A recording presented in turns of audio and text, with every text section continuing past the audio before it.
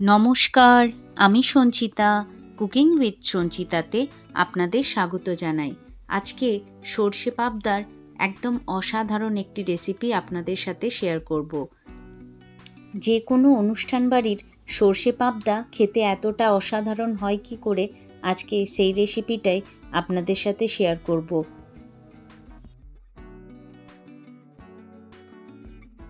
তার সাথে শেয়ার করব সর্ষে দিয়ে যে কোনো মাছ রান্না করলে কিছুতেই তেতো হবে না, তার কিছু টিপস অ্যান্ড ট্রিক্স। আশা করি আজকের রেসিপিটা আপনাদের ভালো লাগবে। যদি ভালো লাগে আমার চ্যানেলটাকে লাইক, কমেন্ট এবং সাবস্ক্রাইব করে আমার বন্ধু হয়ে আমার পাশে থাকবেন। তাহলে আজকে সর্ষে পাবদা বানানোর জন্য আমি এখানে নিয়েছি 5 পিস পাবদা মাছ। মাছটাকে খুব ভালোভাবে ধুয়ে পরিষ্কার করে নিয়েছি। এরপর মাছটাকে ম্যারিনেট করে রাখবো 10 মিনিটের জন্য। দিয়ে দিলাম পরিমাণ মতো হলুদ, আর দিয়ে দিচ্ছি পরিমাণ মতো লবণ,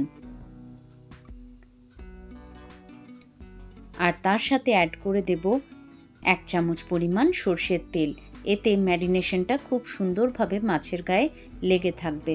সুন্দরভাবে প্রত্যেকটা মাছের গায়ে লবণ, তেল, হলুদ ভালোভাবে মাখিয়ে নিতে হবে। মাখিয়ে 10 মিনিট রেখে দেব ম্যারিনেট করে। তারপর চলে আসছি মূল রান্নায়। খুব সহজ একটা রান্না, কিন্তু একদম অনুষ্ঠান বাড়ির মতো হবে এর টেস্ট। একবার অবশ্যই এইভাবে ট্রাই করে দেখবেন, খেতে সত্যিই অসাধারণ হয়। প্রত্যেকটা মাছের গায়ে তেল, হলুদ, লবণ খুব ভালোভাবে মাখিয়ে নিতে হবে। ভালোভাবে মাখিয়ে নিয়ে তারপর এটা 10 মিনিট রেখে দেব। যতক্ষণে মাছটা ম্যারিনেট হবে ততক্ষণে একটা পেস্ট আমরা তৈরি করে নেব। দেখুন মাছটা সুন্দরভাবে তেল, হলুদ, লবণ মাখানো হয়ে গেছে। এরপর মাছটাকে আমি এক সাইডে রেখে দিচ্ছি। পাবদা মাছের তেল ঝাল, সর্ষে পাবদা, সর্ষে পোস্ত দিয়ে পাবদা, অনেক রকম রেসিপি নিশ্চয়ই আপনারা ট্রাই করেছেন। একবার এইভাবেও ট্রাই করে দেখবেন, এটাও খেতে কিন্তু সত্যিই অসাধারণ। মাছটা ম্যারিনেট হয়ে গেছে। এরপর চলে আসছি পেস্টটা তৈরি করে নেব। প্রথমে নিয়ে নিলাম সামান্য লবণ, দিয়ে দিচ্ছি 1 চামচ পরিমাণ সর্ষে, কালো সর্ষে নিলাম, তার সাথে নিয়ে নিলাম 1 চামচ হলুদ সর্ষে, তার সাথে 1 চামচ নিয়ে নিলাম পোস্ত। এর সাথে অ্যাড করে দিচ্ছি 7 থেকে 8 কোয়া রসুন, আর ঝালের জন্য দিলাম 2টো কাঁচা লঙ্কা। প্রথমে শুকনো গ্রাইন্ড করে নেব। কাঁচা লঙ্কা আর লবণ দিয়ে সর্ষেটাকে বেটে নিলে সর্ষে কখনোই তেতো হবে না। এটা সবসময় মাথায় রাখবেন। যে কোনো সর্ষে দিয়ে মাছ রান্না করতে গেলে লবণ আর কাঁচা লঙ্কা দিয়ে সর্ষেটাকে বেটে নেবেন, তাহলে কোনো মতেই সর্ষেটা আর তেতো হবে না। আর খুব বেশি সর্ষেটাকে কষানো যাবে না, তাহলেও কিন্তু সর্ষেটা তেতো লাগে। এরপর এখানে একটা বড় সাইজের টমেটো আমি রাফলি কেটে অ্যাড করে দিলাম। দেখুন একটা সুন্দর পেস্ট তৈরি করে নিয়েছি। পেস্ট আমাদের একদম রেডি। খুব চটজলদি একটা রান্না, খুব সহজেই হয়ে যায়। দিয়ে দিলাম কড়াইয়ের মধ্যে 4 টেবিল চামচ পরিমাণ সর্ষের তেল। সর্ষের তেলটাকে খুব ভালো করে গরম করে নিয়ে সামান্য পরিমাণ একটু লবণ ছিটিয়ে মাছগুলো এবারে উল্টে পাল্টে সুন্দর কালার আসা পর্যন্ত ভেজে নিতে হবে। লবণ দিলাম, তাতে মাছগুলো কিন্তু কড়াইয়ের মধ্যে লেগে যাবে না। মাছগুলো সহজেই আপনারা উল্টে ফেলতে পারবেন। লবণ দেওয়ার ফলে মাছ কড়াইয়ের মধ্যে চিটিয়ে যায় না, তাই মাছ ভাজার সময় সামান্য একটু লবণ তেলের মধ্যে অ্যাড করে দেবেন। মাছটাকে একসাথে ভেজে নিচ্ছি না, 2টো স্টেপে মাছটাকে আমি ভেজে নেব। দেখুন সুন্দর কালার চলে এসছে মাছটার মধ্যে। এরপর মাছগুলো আমি একটা প্লেটের মধ্যে তুলে রেখে দিচ্ছি। পরের ব্যাচে বাকি মাছগুলো আমি ভেজে নেব।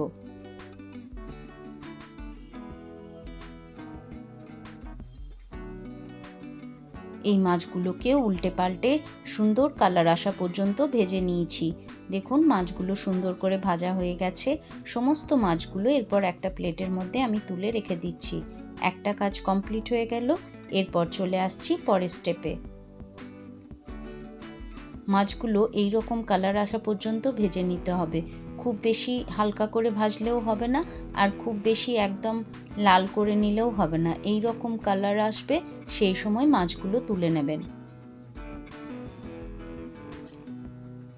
মাছগুলো সুন্দর করে ভাজা হয়ে গেছে। এরপর চলে আসছি অবশিষ্ট তেলে ফোড়নে দিয়ে দিলাম কালো জিরে, তার সাথে দিয়ে দিলাম 3টে শুকনো লঙ্কা। ফোড়নটা কয়েক সেকেন্ড হালকা নাড়াচাড়া করে সুন্দর ফ্লেভার এলে যে পেস্টটা আগের থেকে তৈরি করে রেখেছিলাম সেই পেস্টটা তেলের মধ্যে অ্যাড করে দিলাম। এই সময় গ্যাসের আঁচটা একদম সিম রেখে মশলাটাকে 2 থেকে 3 মিনিট কষিয়ে নেব। খুব বেশিক্ষণ ধরে এই মশলাটাকে কষাবো না, কারণ সর্ষে রয়েছে, খুব বেশি কষালে মশলাটা কিন্তু তেতো হয়ে যাবে। 2-3 মিনিট নাড়াচাড়া করে এর মধ্যে অ্যাড করে দিলাম হলুদ গুঁড়ো, কালারের জন্য দিয়ে দিলাম কাশ্মীরি লঙ্কার গুঁড়ো, সামান্য পরিমাণ লবণ অ্যাড করলাম।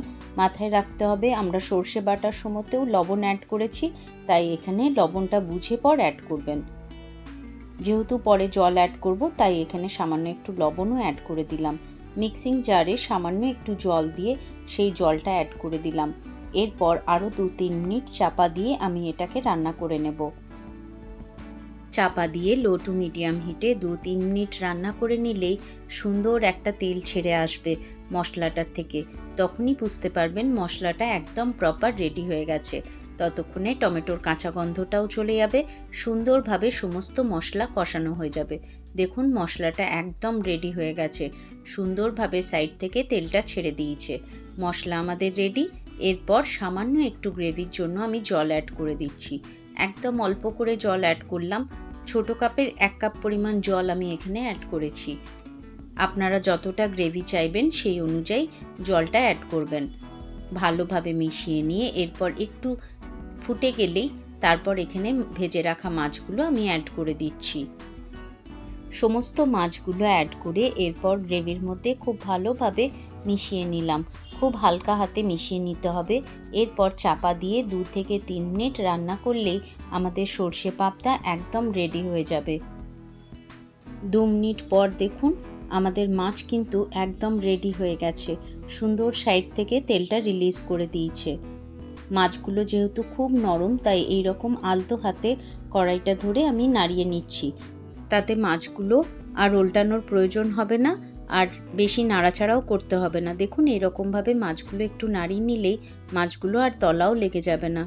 দিয়ে দিলাম ফ্লেভারের জন্য ওপর থেকে চেরা কাঁচা লঙ্কা, আর দিয়ে দিলাম সামান্য একটু ধনেপাতা। ব্যাস ভালোভাবে মিশিয়ে নিচ্ছি। আবার ভালোভাবে মেশানো হয়ে গেলে একদম শেষে গ্যাস অফ করে আমি ওপর থেকে ছড়িয়ে দেব 1 চামচ পরিমাণ সর্ষের তেল। এই সর্ষের তেলের ফ্লেভারটা এই সর্ষে পাবদাতে অসাধারণ লাগে। সর্ষের তেল দিয়ে গ্যাস অফ করে ঢাকাটা অফ করে রেখে দিন 10 মিনিট স্ট্যান্ডিং টাইমে। তারপরে দেখুন কতটা লোভনীয় হয়েছে।